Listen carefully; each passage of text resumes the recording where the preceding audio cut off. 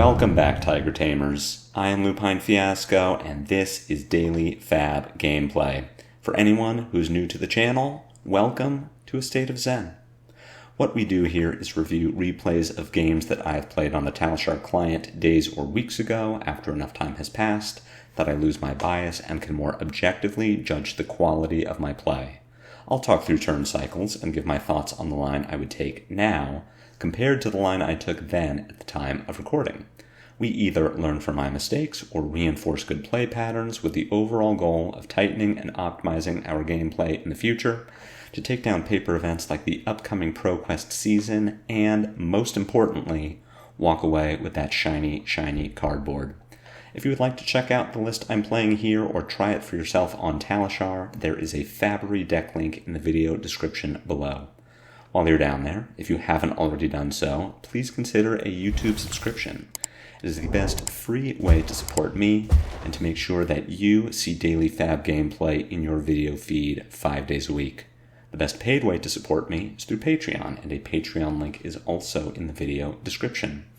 A Patreon subscription will get you access to the DFG Discord and the shiny cardboard Talishar card back. At higher tiers, your name will appear in every DFG video, you'll get bonus DFG content every week, and there are even more benefits to come. Daily FaB gameplay will always be free 5 days a week, so for those who can afford to patronize me, I truly appreciate it. And if you just want memes and rambling, follow me on X. Now, without further ado, let's talk about our sideboard and about our game plan. First off, I want to offer a correction to yesterday's video. I said that the latest banned and suspended announcement would be coming out yesterday, July 1st. It actually comes out in a week after national season is over. So we have one more week of Zen being the uncontested best deck in the format, though perhaps not as uncontested as we had previously thought, as Dash, i.e. OG Dash, had a very good performance against Zen in Nationals this last weekend, being able to field very good disruption against the deck, including Pulsewave Harpoon, but more notably T-Bone.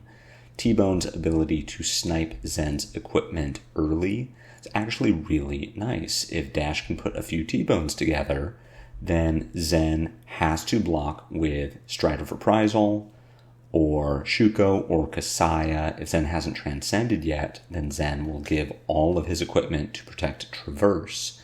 And even if Zen has transcended, Traverse might not be the optimal play for a given turn, but Dash is going to force you to block with your equipment anyway. So Dash, i.e. certainly a scary deck, Dash I.O. is capable of fielding all of the same strategies. So we may be in a bit of trouble this game. This is still an aggro mirror. We will be boarding for the aggro matchup, which means running Talishar. We have lost the die roll here. Dash I.O. will be choosing to go first. This is good and bad. On the plus side, Dash I.O. gets to potentially high roll a few items from the opening hand or off the top of the deck. The downside for Dash I.O. being that if she can't do that, if she just pushes damage, then we get tempo on our turn 2. If we had won the die roll, I would have chosen to go first against Dash I.O. to set up an arsenal at the very least. At the best case scenario, we could potentially get some free damage through if Dash is pitching to play items. Or if we had a really killer hand, we could send damage and Dash may have items that don't block. As far as what is going into the 60, Command & Conquer comes in. Harmony of the Hunt has gone out. As I said yesterday, I don't think that is correct. If I'm making the call again, I am actually boarding out Spinning Wheel Kick. I think that Harmony of the Hunt does more for the deck overall. Creating that Tiger gives synergy to Chase the Tail and to Art of War, and being able to arsenal a Tiger is, not bad. But regardless of which you choose to take out, Spinning Wheel Kick can also be very good, synergizing with Ancestral Harmony and Bonds of Ancestry. I'm making a last-minute decision here to board out Harmony of the Hunt and board in Warmonger's Diplomacy, In hindsight, I think that's probably wrong. I just talked about what Harmony of the Hunt does for the deck overall, combining with Chase the Tail and Art of War. Tiger Swipe is another good one it combines with. And Warmonger's Diplomacy can be good at shutting down Dash's turns, but overall, I think that we are better off being aggressive with our blues. Harmony of the Hunt Blue allows for better damage under Art of War. We can actually transcend off of Harmony of the Hunt and still have an action point. Warmonger's Diplomacy is more of a finisher, which can potentially be good, but we don't need that with E-Strike and especially with Talishar, unless Command & Conquer is also a very solid finisher. We would rather be pushing damage than trying to get tempo back from Dash.io. If Dash has a big turn, our best response to that is going to be putting a bigger turn together, which Harmony of the Hunt does a lot better than Warmonger's Diplomacy. We already know that we're watching out for Pulse Wave Harpoon and T-Bone. We're blocking with equipment as late in the chain as possible to play around potential T-Bones. But outside of that, this is just a race. We start with more health than Dash does. We have bigger pop-off turns than Dash does. She can put very big pop-off turns together, but Zen's damage ceiling is certainly higher than Dash.io's. So we'll jump into this game and see what those ceilings look like.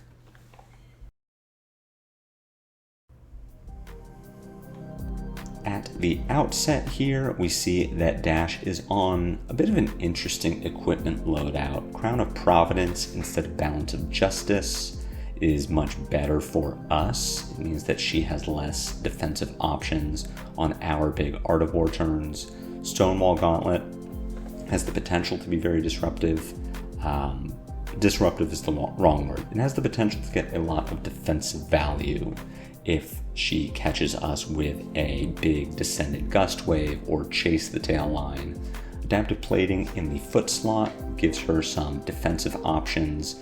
She can galvanize on defense at the same time. Not having Achilles Accelerator does decrease her offensive capabilities. She would not be able to get that last pistol shot in, or maybe have potential follow-up to a maximum velocity. So overall, we're not too disappointed to see what she's got in the equipment, and we aren't too surprised about it.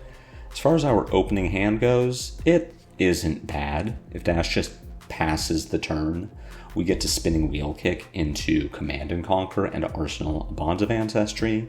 3-card 10 with disruptive potential and a Bonds in Arsenal is almost exactly where we want to be if we aren't just popping off.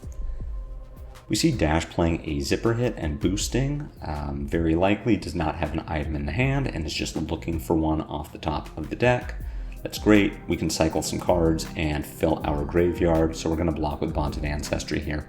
It is not immediately useful on our turn 1, both because we don't have a Descendant Gust Wave for it, and because we don't have anything in our graveyard to find with it.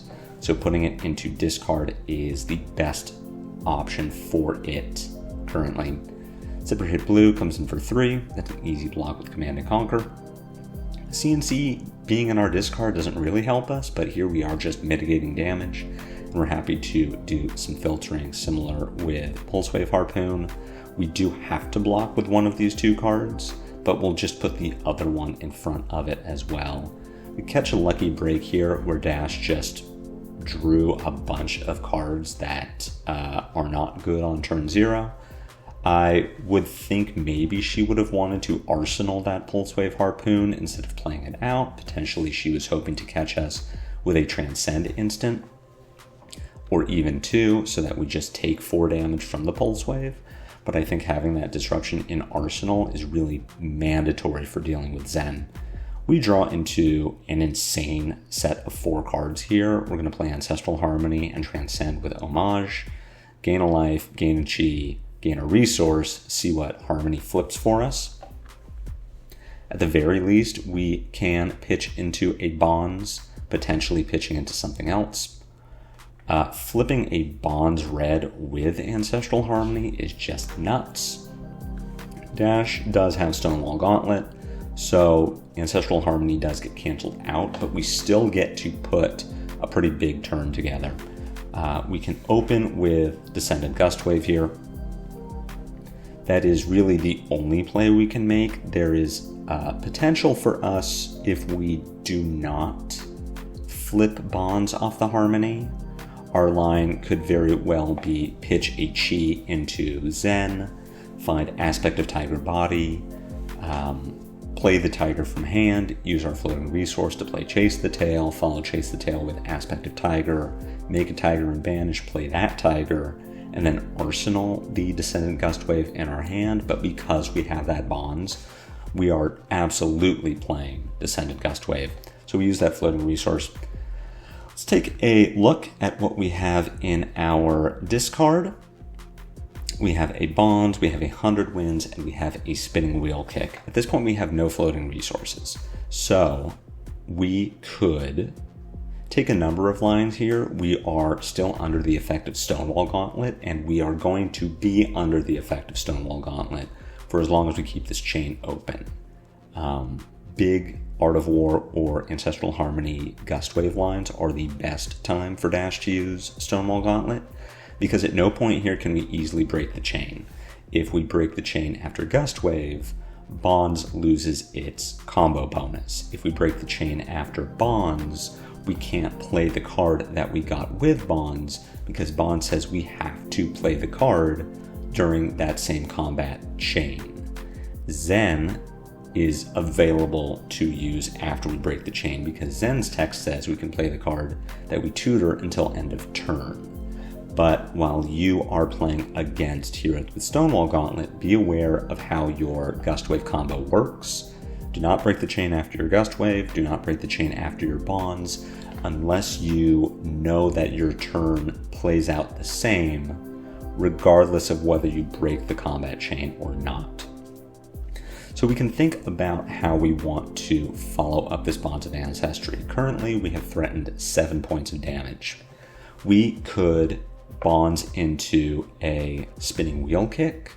How we could play that line out is pitch our Chi into the Spinning Wheel Kick, send another 4 points of damage, then break the chain and attack with Talishar for 4, and arsenal Chase the Tail. With that line, we have pushed 8 points of damage, in addition to what we are already doing, and we get a Chase the Tail in arsenal. We could use Bonds to find Bonds. We then pitch our Chi into Zen to tutor a Descendant Gustwave. We pitch our Chase the Tail to play Descendant Gustwave. We follow that with Bonds. That Bonds finds 100 Winds, and we attack with 100 Winds for 3, then end our turn and arsenal Crouching Tiger. That line has us dealing 10 points of damage and arsenaling a Tiger. Now between those two lines, I prefer attacking for 8 and arsenaling Chase the Tail. I think Chase is a much better card to have in Arsenal, especially because we still have our Stride of Reprisal that would generate the Tiger we need to turn on Chase the Tail, and we have Traverse, which at its worst case can generate a Tiger for Chase the Tail and find us Aspect of Tiger to follow up Chase the Tail. There is a third line here, which is to kick out 100 Winds. We attack with 100 Winds for an extra 3 points of damage here. We break the chain. We pitch the Chi into Zen to find another 100 Winds.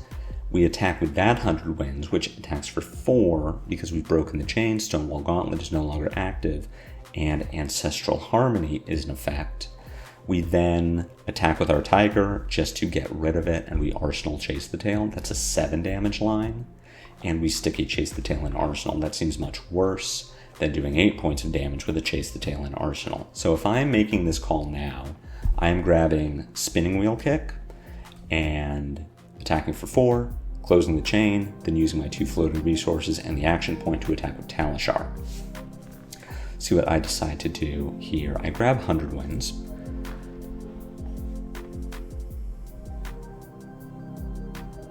And will be attacking with that.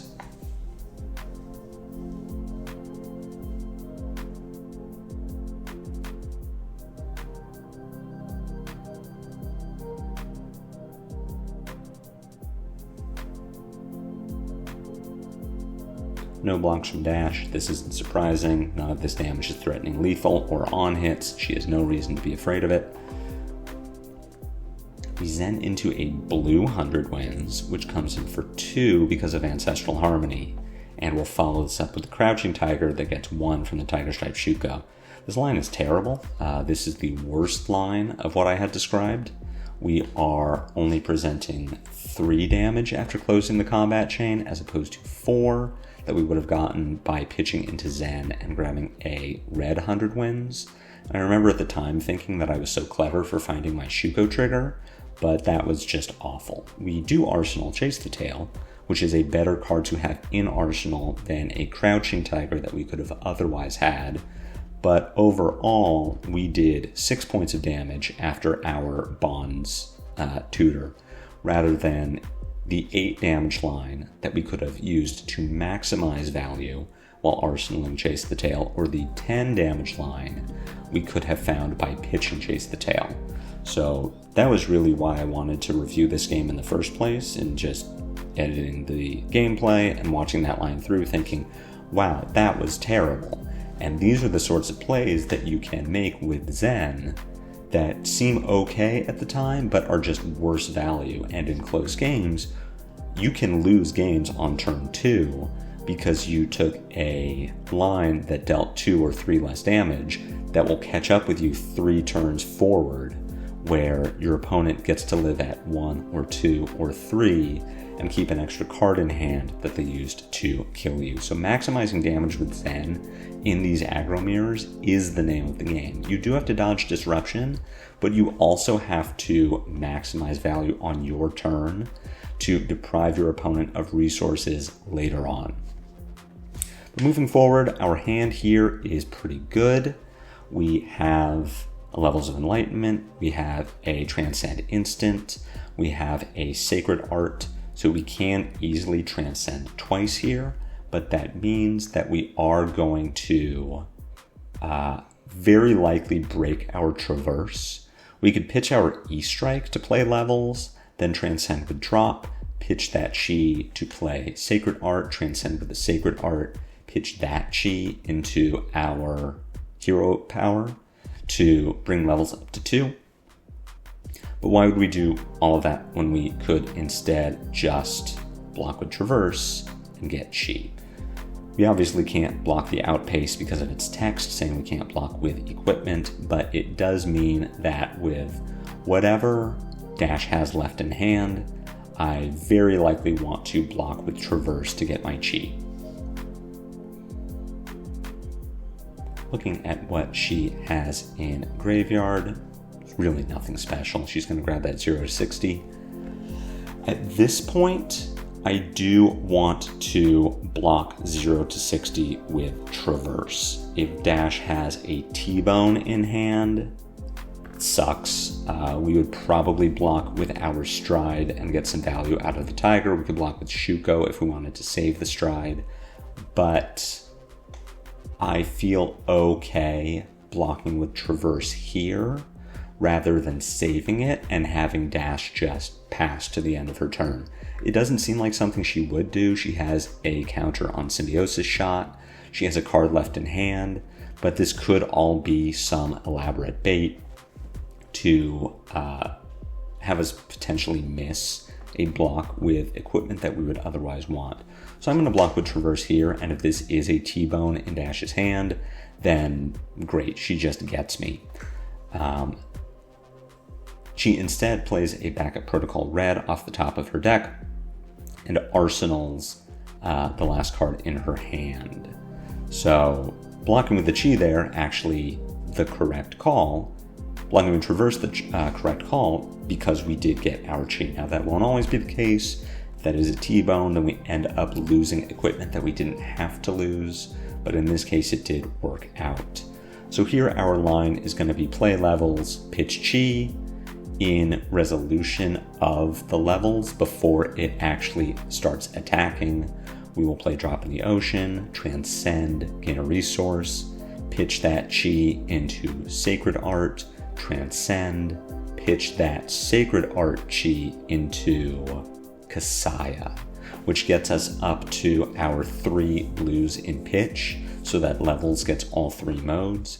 It also generates a Zen State token, which is really good for us because we're about to do a ton of damage, and if Dash is intending to keep all of her cards to crack back, Zen State is going to do amazing work on defense. Without Zephyr Needles, it is the only way for us to get 3 chi into our, or 3 blues into our pitch before we let levels resolve. So that is worth noting. We will get a resource here. So we have 1 floating resource. We have a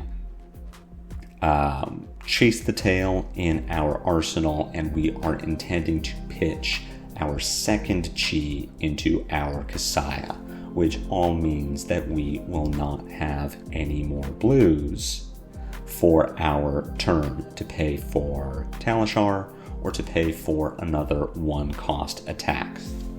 So if we Zen for Aspect of Tiger, then we get to attack with Tiger, Chase the Tail, Aspect, Tiger, Tiger, Tiger. But what we can also grab with Zen is Tiger Swipe, and that is going to be the best use of our tutor here. If we had another resource to play with that wasn't E-Strike, we could grab a 2nd Chase the Tail and attack with Tiger, Chase the Tail, Tiger, Chase the Tail, Tiger. But I think we are going to get more damage by having this E-Strike because we are going to draw a card with levels that could potentially be bottomed to E-Strike. So if we grab Tiger Swipe, we will also pitch into Kasaya, get that 3rd blue. Levels attacks for 4 because we had to drop in the ocean it. We do draw a blue with Gust Wave, so unfortunately, had we known at the time, we would have loved to grab Chase the Tail. Chase the Tail might have been correct, knowing that we were going to draw a card, and regardless of what color it was, we would have been able to pitch it into Chase the Tail. So our Tiger Swipe here is going to be worth 4 points of damage. Chase the Tail would have been worth 7. But the card that we drew translates into Talishar or E-Strike. So overall, not knowing what we're going to draw, Tiger Swipe is worth more. But if you want to play towards your odds, we have more blues in the deck than we have any other color of card. You grab Chase the Tail, and if you draw the blue, then you're the best Flesh and Blood player because you also get to attack with Talishar. That's all, neither here nor there. We attack with a Tiger for 1. We want to follow this Tiger with Tiger Swipe for 5.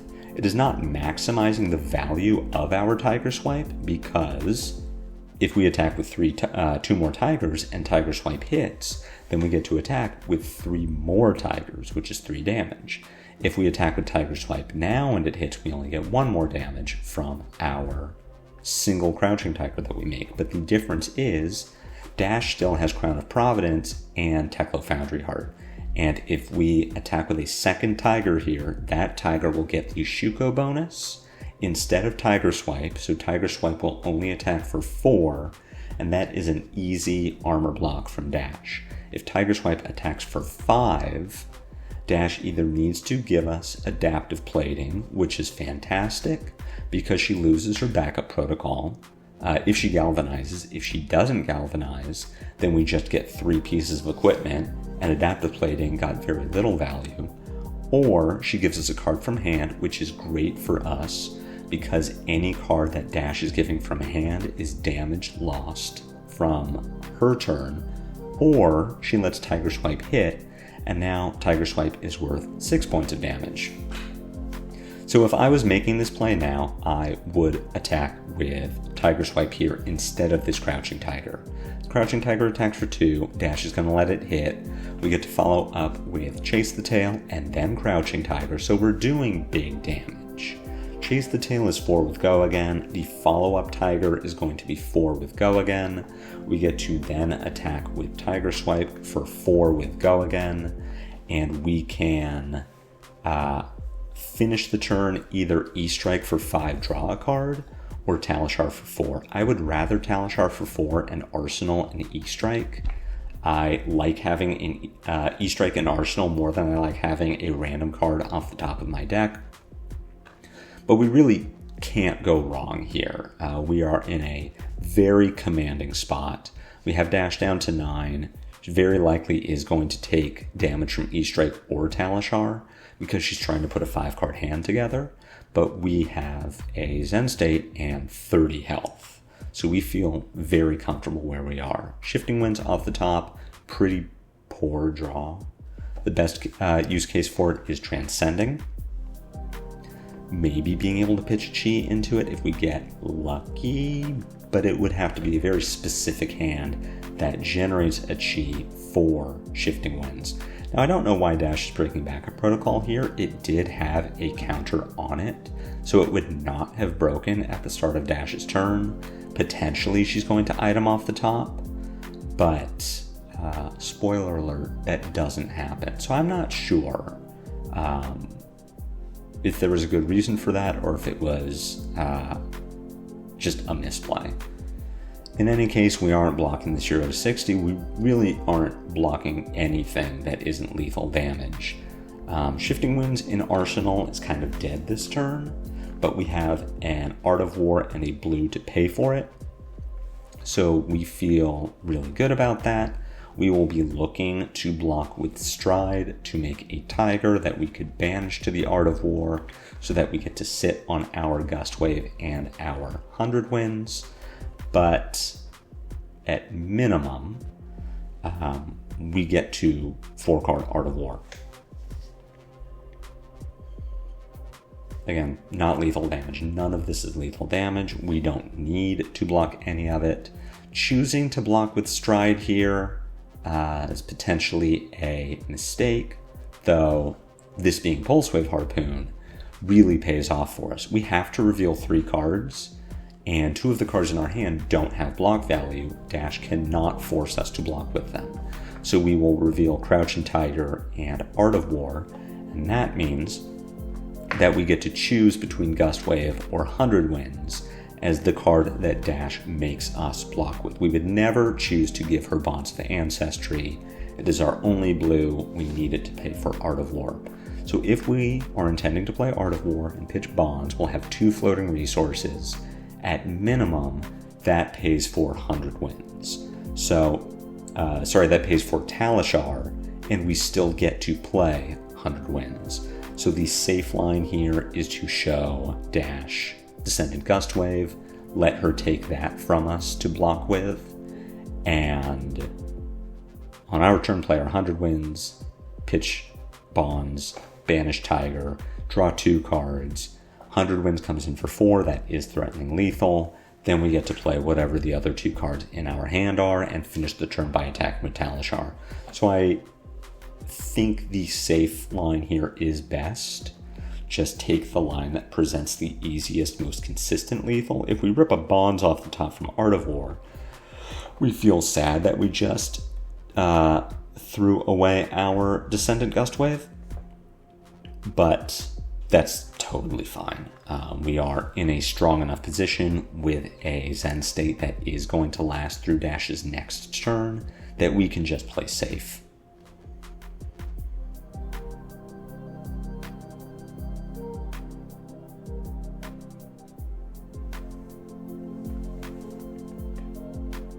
Zen State loses its counter. We are going to play an Art of War. We are going to banish our Crouching Tiger. Dash is just going to pack it in, which I think is perfectly reasonable from her. Looking over, she has 3 reds and a yellow in hand. 2 of those cards don't block, and with her being at 4 life, she is in fact very dead. So I know this game was not particularly exciting. It was not very close. We ended the game at 16 life with 2 points of armor and a Zen State. But I wanted to show you this game to sort of build on what I had said last week about how even the one-sided stomps are ways to look at your Zen play and realize how you can maximize that in the future.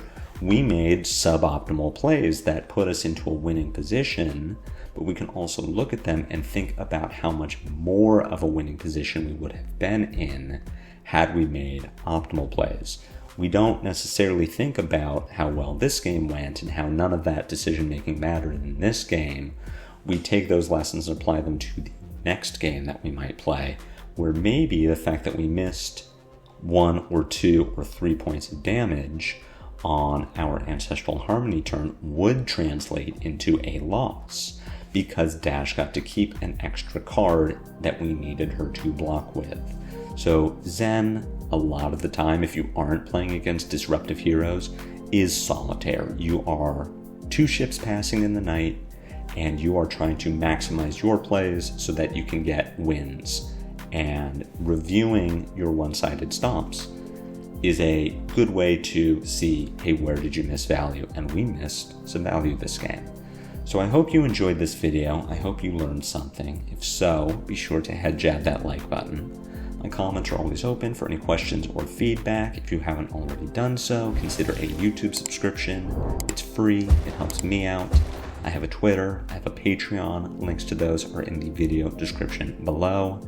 Tomorrow is the 1-year anniversary of daily FaB gameplay.